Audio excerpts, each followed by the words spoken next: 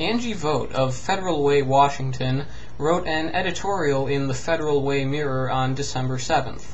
I'd like to respond to it because the issues she's raised deserve a far more thoughtful and detailed treatment. I do recommend that you read her editorial because it really is amazing, and not in a good way.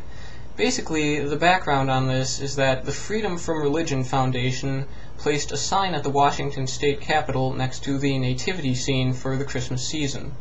The sign reads as follows: "At this season of the winter solstice, may reason prevail. There are no gods, no devils, no angels, no heaven or hell. There is only our natural world. Religion is but myth and superstition that hardens hearts and enslaves minds." Obviously, this has caused a bit of controversy, and that is what Ms. Vogt focuses on.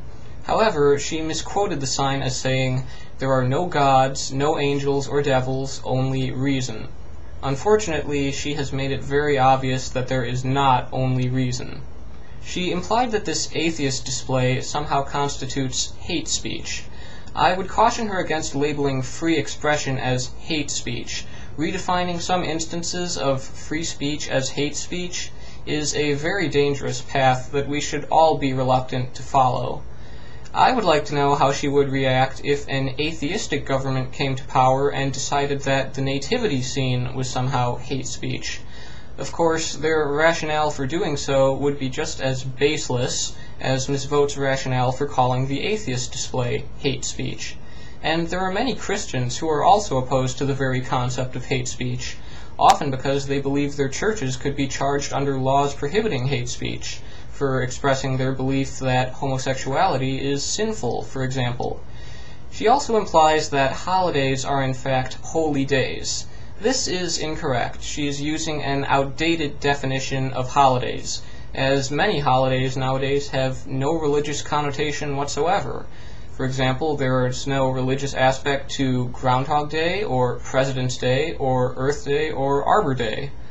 Ms. Vogt also claims that atheists do not have any holy days, as she puts it. Well, we may not have any holy days, but we have plenty of holidays, because any holiday that is not religious in nature is atheistic. That is what atheism means, the absence of any gods and, more broadly, any religion. Holidays that are not religious are atheist holidays. Holidays like Cinco de Mayo and Memorial Day and Labor Day and Columbus Day. These are atheist holidays by default because they are not religious. And if she is looking for holidays more specifically related to atheism itself, we have World Humanist Day on June 21st and Human Light on December 23rd.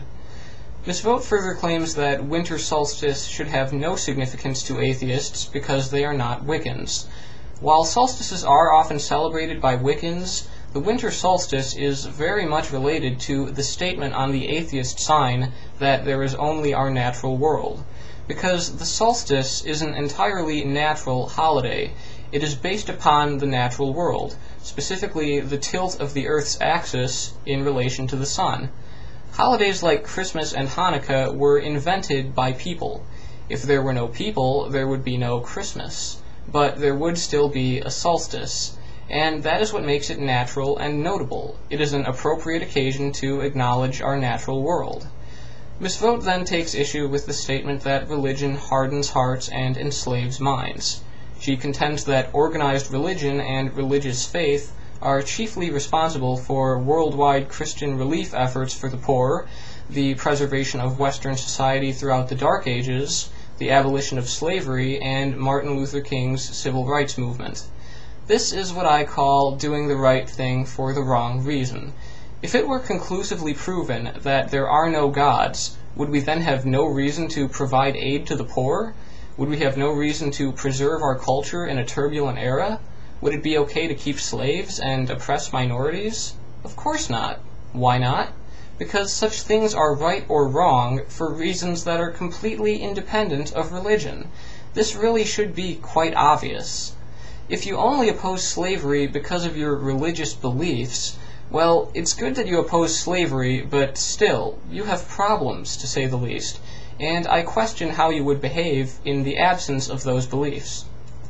Ms. Vogt asks how atheists would explain the persecution and torture endured by Christians who could have renounced their faith, but did not.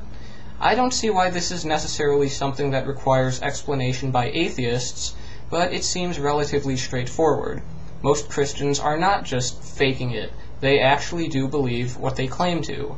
And as they do, it's quite likely they thought that renouncing their faith could lead to an eternity of torture. They were wrong, of course, as this is the only life we have, and the pragmatic choice would be to renounce one's faith in order to avoid being tortured. But if this was the logic they followed, they probably wouldn't even be Christians to begin with.